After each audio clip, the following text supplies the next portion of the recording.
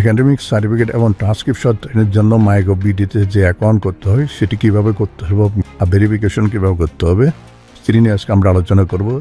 আমি প্রথমেই চলে যাচ্ছি মাইগভ বিডিতে এবং সেখান থেকে রেজিস্ট্রেশন বাটনে ক্লিক করে আমি নতুন অ্যাকাউন্ট তৈরি করে এই পেজ দিয়ে চলে আসলাম। এখানে আমি আমার অ্যাকাউন্ট নাম এবং মোবাইল নম্বরটি ইনপুট দিব।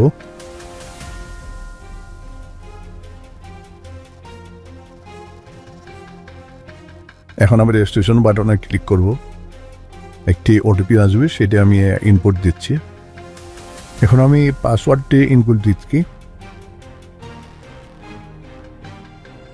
এটি যেটা একটি পাসওয়ার্ড দিতে হবে বা তার বেশিও দেওয়া যাবে।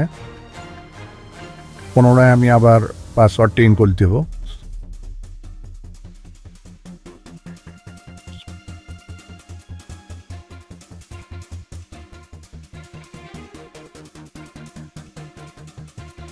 এখন পাসওয়ার্ড হালনাগাদ করুন বাটনটি ক্লিক করলে আমাকে লগ ইন করার জন্য বলবে।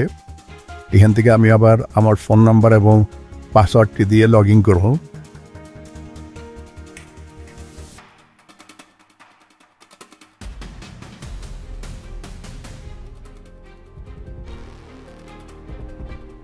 এখন আমার প্রোফাইলটি চলে এসেছে। এখানে আমাকে আমার সকল তথ্যগুলো যথাযথভাবে পূরণ করতে হবে। তাই আমি প্রথমে আমার নামটি ইনপুট দিচ্ছি।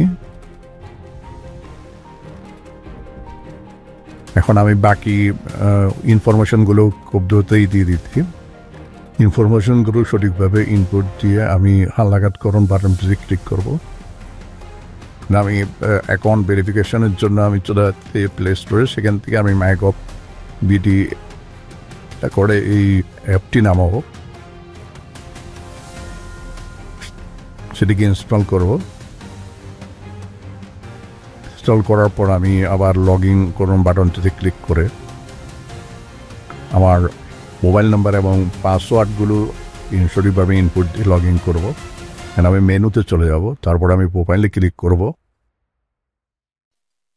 এ পর্যায়ে দেখা যাচ্ছে আইএন নম্বর, জাতীয় পরিচয়পত্র এবং জন্ম নিবন্ধন দিয়ে অ্যাকাউন্টটি ভেরিফাই করা যাবে। তাই আমি জাতীয় পরিচয়পত্র দিয়ে অ্যাকাউন্টটি ভেরিফাই করার জন্য এনআইডি নম্বরটি ইনপুট দিয়ে আমার জন্ম তারিখটি সিলেক্ট করে নিচ্ছে।